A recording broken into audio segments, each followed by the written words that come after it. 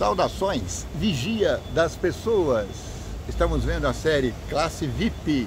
Essa série tem por objetivo estudar a Bíblia diariamente. E a gente faz isso usando esse guia de estudo aqui, também conhecido como lição da escola sabatina. Nesse trimestre de inverno, nós estamos vendo o livro de Êxodo. Sim, o autor Jiri Moskala está nos levando pela saga de Moisés. É, a saga de Moisés. Ele atravessou o deserto do Sinai com um povo inteiro. Quase 2 milhões de pessoas. Sim, Moisés. Você também gosta da Bíblia Sagrada? Então considere se inscrever no canal. São mais de 1000 vídeos, a Bíblia inteira comentada, e isso foi feito em 1 ano. Muito bem.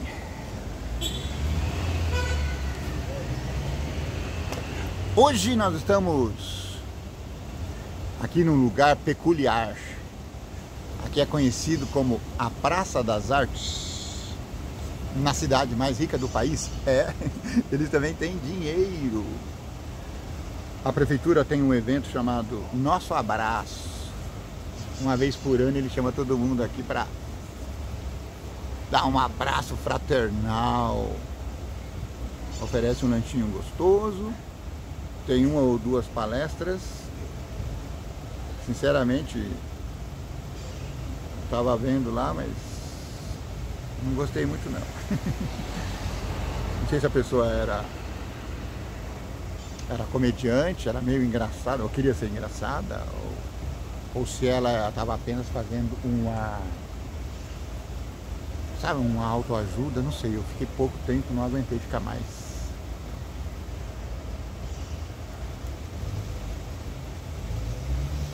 Estou me arrumando porque eu vim caminhando até aqui. Mais de 1 hora caminhando. Muito bem, muito bem, muito bem. A nossa lição, nós já estamos na lição número 9.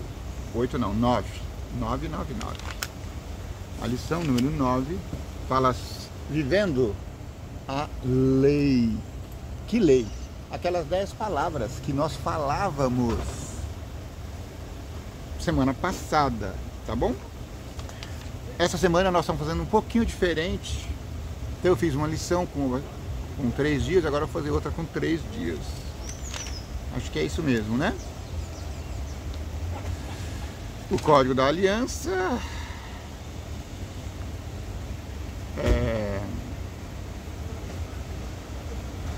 Agora eu estou confuso. Acho que eu fiz até segunda-feira. E agora eu vou fazer de terça, quarta, que é hoje, e quinta, que é amanhã, tá bom? O plano original de Deus. E aí tem uma pergunta aqui na lição. Quais métodos Deus desejava usar para conquistar a terra prometida? Êxodo 23, 20 a 33. Leia lá e volte aqui. Agora vamos ouvir o comentário do autor. Não era intenção de Deus que os israelitas lutassem por seu novo território, Canaã. Novo território, ponto. Canaã havia sido prometida a Abraão, Isaque e Jacó, e deveria ter sido recebida como uma dádiva especial de Deus de Israel. Na verdade, Abraão, Isaque e Jacó, eles chegaram a viver na terra prometida. Lembra? Eles tiveram que descer ao Egito por causa do período de fome que teve. Tá bom? Então é isso. Então eles estavam como que voltando à terra prometida. Tanto é que José disse aos seus descendentes: quando Deus se lembrar de nós aqui na terra e levar vocês para a terra prometida, onde viveram nossos pais, levem com vocês os meus restos cadavéricos. E eles levaram o corpo de José e o sepultaram na nova terra. O modelo para a conquista da terra prometida foi apresentado durante a travessia do Mar Vermelho.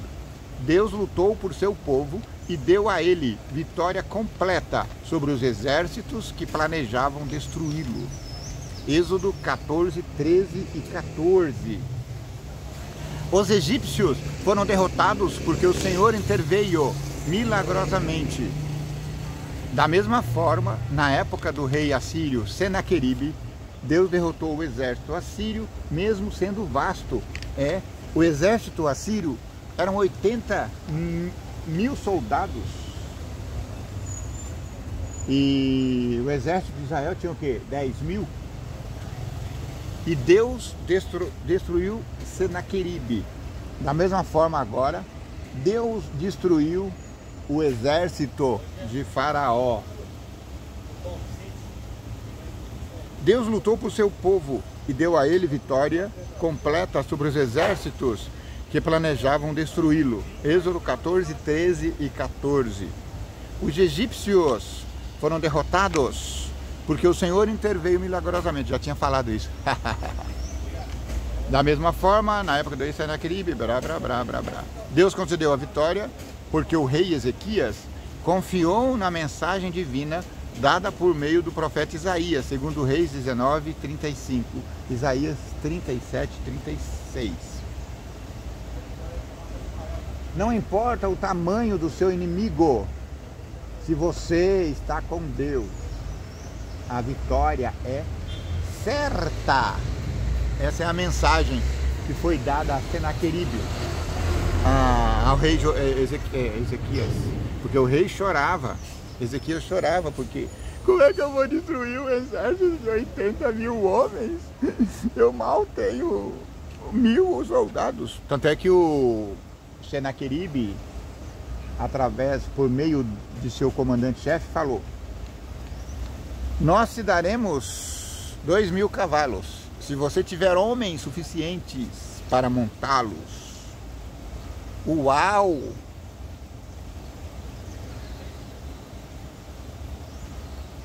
Deus informou a Abraão que a terra prometida não seria imediatamente dada aos seus descendentes, mas somente após 400 anos. Gênesis 15, 13 até o 16. Por quê? O motivo estava relacionado à maldade dos habitantes da terra de Canaã. Deus estava misericordiosamente trabalhando com aqueles povos, dando-lhes um longo período de graça para se arrependerem. No entanto, eles continuaram na rebelião contra Deus e seus valores. Por isso, quando a iniquidade daquelas nações estava completa, Deus estava pronto para dar o território aos hebreus como uma nova pátria. Veja bem o conceito. Os hebreus, eles não estavam invadindo a terra de Canaã. Eles estavam reclamando a terra que por direito era deles. Por quê? A terra foi comprada por Abraão e seus descendentes, Isaac e Jacó.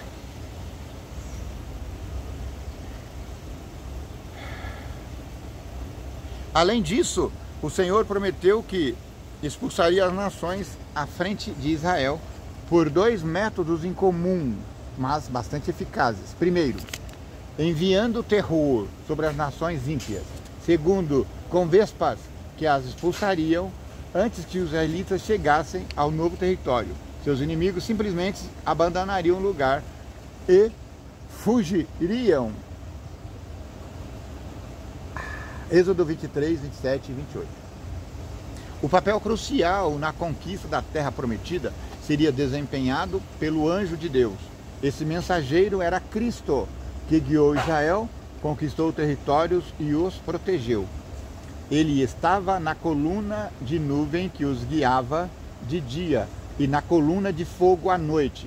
Israel tinha que prestar atenção e ouvi-lo, porque ele tinha autoridade divina. Êxodo 23, 20 a 23. O desafio à vontade de Deus e a descrença em sua liderança dificultariam o avanço dos israelitas. Uma pergunta aqui para a gente pensar. O Senhor deu aos povos pagãos séculos para se arrependerem. O que isso ensina sobre a graça de Deus e os limites da graça para os que se recusam a aceitá-la? Boa pergunta, né? A partir do mês que vem, no semestre da primavera, nós vamos estudar a história de Josué. E o primeiro capítulo da história de Josué mostra ele invadindo a cidade ímpia de Jericó. E na cidade tinha uma família que era ímpia, mas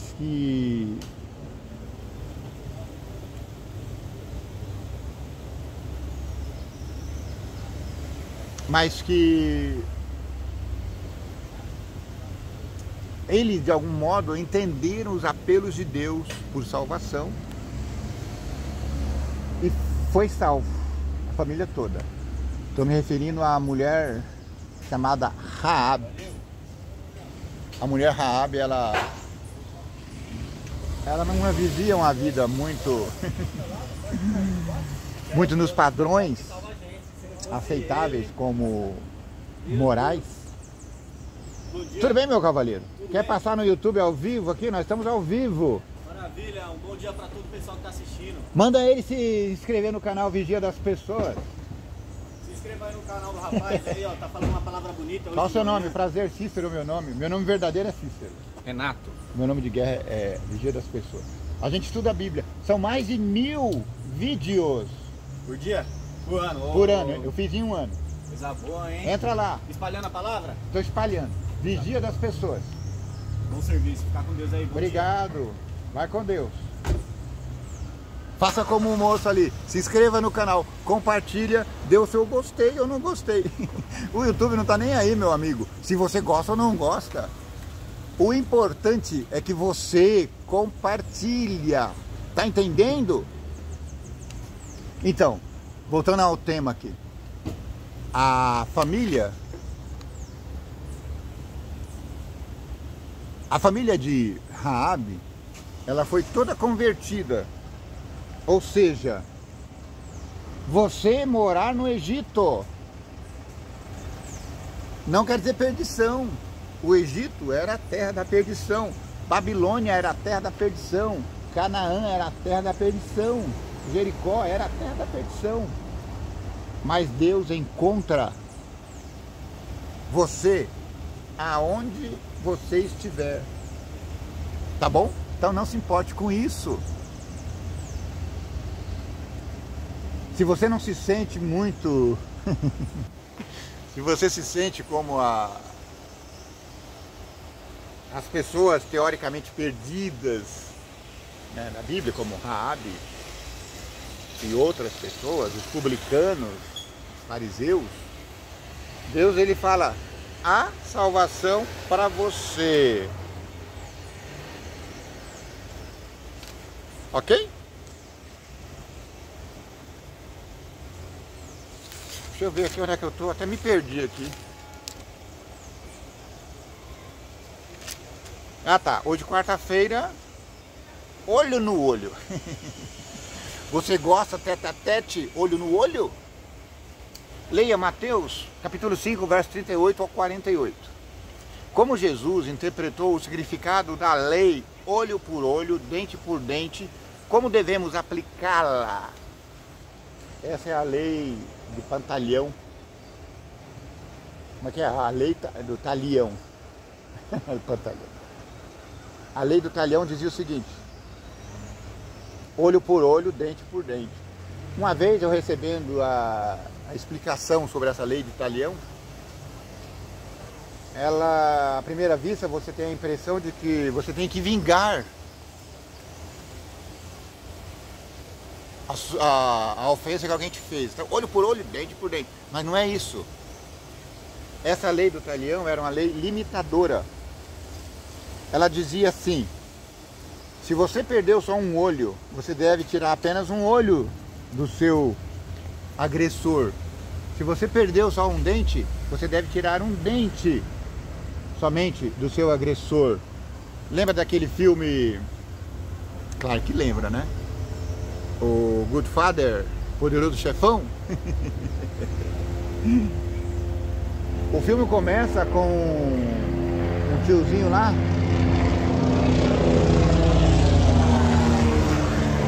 pedindo justiça, porque o namorado da sua filha arrumou lá tinha uns colegas errados lá, eles pegaram a menina e abusaram da menina e ela ficou quase morta no hospital. Então o pai ficou muito revoltado e ele foi para o Poderoso Chefão pedir justiça. E ele falou no ouvido do pai o que ele queria. Aí o pai falou: mas espera aí, a sua filha ainda está viva. Eu sei, a dor é muito grande. Mas ele usou aqui a lei do talião. Olho por olho, dente por dente. Então ele não poderia matar os agressores dela, porque eles não a mataram. Você entende? Então cuidado, quando você for cobrar uma dívida, não cobra mais do que a dívida. É essa a lei do talião, entendeu? Olho por olho, dente por dente. No Sermão do Monte, Jesus Cristo citou textos do Antigo Testamento com os quais seus ouvintes estavam familiarizados, e nós também deveríamos estar. No entanto, ele falou contra as interpretações rabínicas comuns, que ao longo dos séculos haviam se afastado do próprio original dessas leis.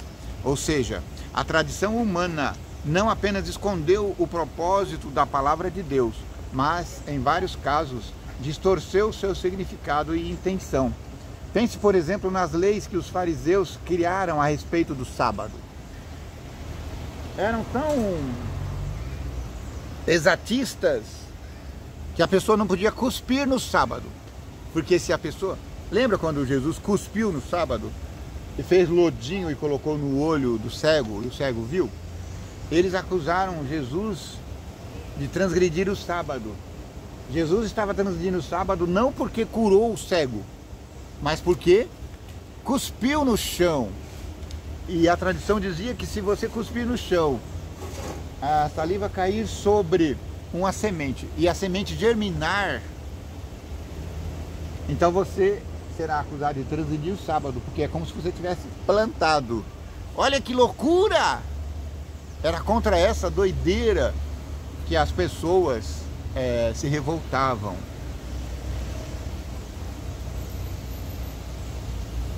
Jesus disse: vocês ouviram o que foi dito, eu porém lhes digo, Mateus 5,38. O texto de Êxodo 21:24, que menciona olho por olho, dente por dente, é conhecido como lex talionis, a lei de talião. Eu falei pantalhão, né? Lex talião, a lei de talião. Ele vai explicar aqui, ó. Ou lei de talião. Essa frase também ocorre em outras partes da Bíblia. Veja, Levítico 24:20, Deuteronômio 19:21. A intenção original dessa lei era impedir que... veja aí. Ele vai falar o que eu já falei aqui. A intenção original dessa lei era impedir que as pessoas fizessem justiça com as próprias mãos. Os caras estupraram a filha do moço e ele queria que eles morressem. Não. Vamos entregá-lo à justiça e esperar que a justiça seja feita. E assim evitar toda forma de vingança pessoal. Ela deveria acabar com as rixas de sangue ou retaliação sem que houvesse um julgamento prévio. Os danos tinham que ser avaliados pelos juízes e então a compensação monetária adequada seria estabelecida e paga. A justiça deveria ser feita, mas de acordo com a lei de Deus. Cuidado com a vingança, como diz aquele desenho animado. A vingança nunca é plena, mata a alma e envenena. Isso. Jesus Cristo que deu essas leis sociais a Moisés sabia o propósito dessa lei, portanto, ele poderia aplicá-la de forma objetiva, de acordo com a sua intenção original. O motivo por trás dela era trazer justiça e reconciliação, restaurando a paz. Alguém poderia argumentar que, em certo sentido, a justiça envolvia algum tipo de vingança. No entanto, a aplicação correta dessas leis era uma tentativa de encontrar o equilíbrio adequado entre justiça e vingança. Cuidado! A nossa justiça não pode ser vingança. Saber que um dia a justiça será feita nos ajuda a lidar com a injustiça no mundo? Sim, comigo acontece. Porque eles praticam injustiça conosco. Mas devemos estar certos de que Deus está de olho e Deus fará justiça, justiça verdadeira.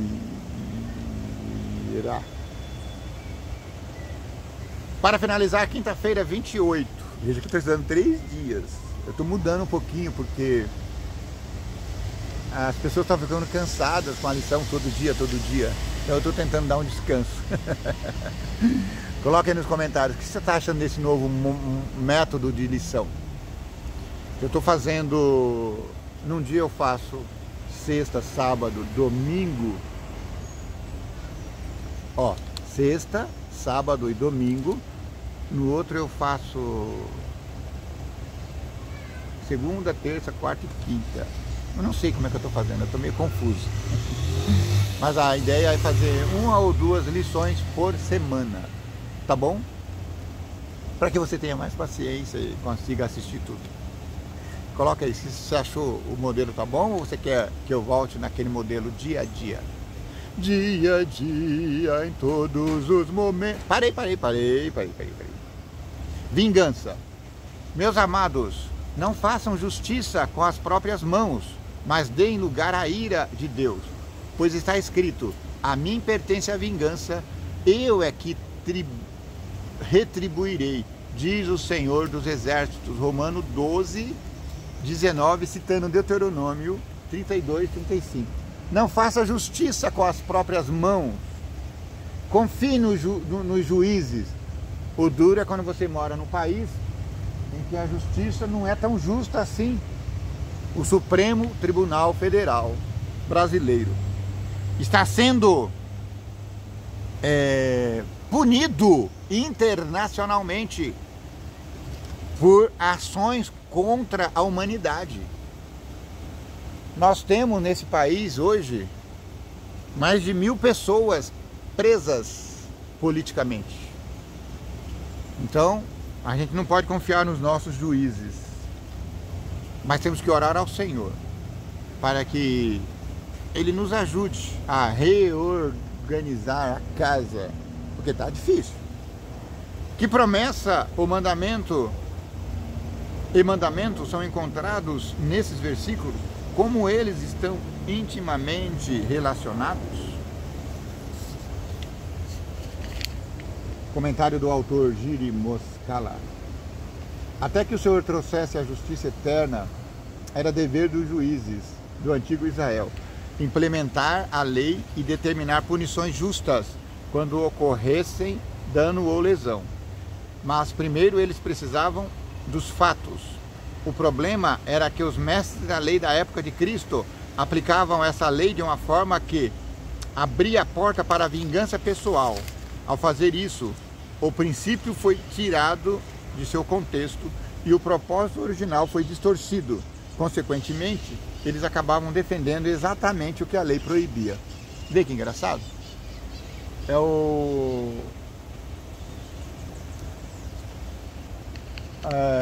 Existiam várias questões.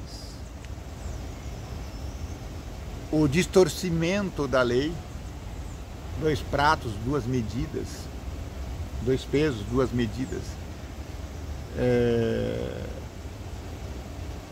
Pessoas ganhando causas porque eram mais ricas. Tanto é que A viúva, lembra a parábola da viúva importuna? Ela importunava o juiz para que ele fizesse justiça. Ele não queria fazer justiça, mas acabou fazendo porque ela estava enchendo a paciência dele.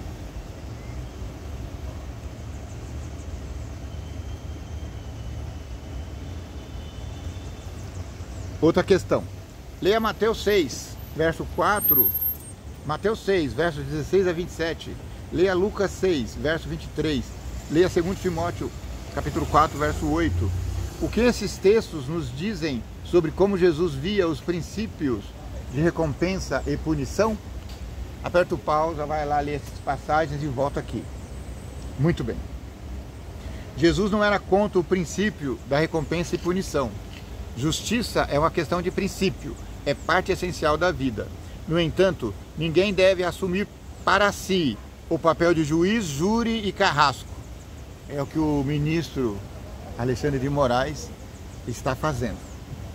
Quão fácil seria distorcer a justiça? É você ver, muito fácil. Não cabe a nós retribuir o dano. Se precisamos lidar com o mal, isso deve ser realizado por um tribunal constituído. É um trabalho dos juízes e não de um juiz só. Então, contra as decisões monocromáticas do STF. Vai punir alguém, vai prender alguém, que não seja um juiz só, que seja aferido essa decisão por um colegiado. Nesse contexto, Jesus disse que devemos ser perfeitos, como é perfeito o Pai, que está no céu. Mateus 5,48. Como podemos ser perfeitos como o próprio Deus? O amor altruísta é a característica essencial de Deus. Aqui está o segredo. Como é que eu vou ser perfeito como Deus é perfeito? Amando o nosso semelhante. Ele ensina seus filhos a amar os seus inimigos e a orar por aqueles que os perseguem. A verdadeira perfeição é amar, perdoar e ser misericordioso. Lucas 6:36. Mesmo em relação àqueles que não merecem, esse princípio e as ações às quais ele conduz é o que significa refletir o caráter de Deus. Você gostou? Eu também, essa lição está muito bonita. Como podemos aprender a amar de maneira que nos é ordenado? Porque isso sempre envolve morrer para si mesmo. Essa foi a lei de Jesus. Ame a Deus sobre tudo, porque o mandamento assim o exige. Ame ao próximo como a ti mesmo, porque a lei também exige. Lembra, o quinto mandamento fala: honre teu pai e tua mãe, para que se prolongue os seus dias aqui na terra que o Senhor teu Deus te dá. Então, o segredo da lei estabelecida no Sinai, que nós falamos semana passada e estamos falando essa semana, é isso. Permitir que a população, que a cidade viva em perfeita, plena justiça. Muito obrigado pela fineza da sua audiência, a sua audição, da sua audição. Ó, nós estamos aqui na frente da Praça das Artes, em Barueri, a cidade mais rica do país. E eles também têm dinheiro. Que o vigia das pessoas te abençoe e te guarde. Que o vigia das pessoas tenha misericórdia de ti. Que o vigia das pessoas faça resplandecer o teu rosto sobre ti. Que o vigia das pessoas te dê paz.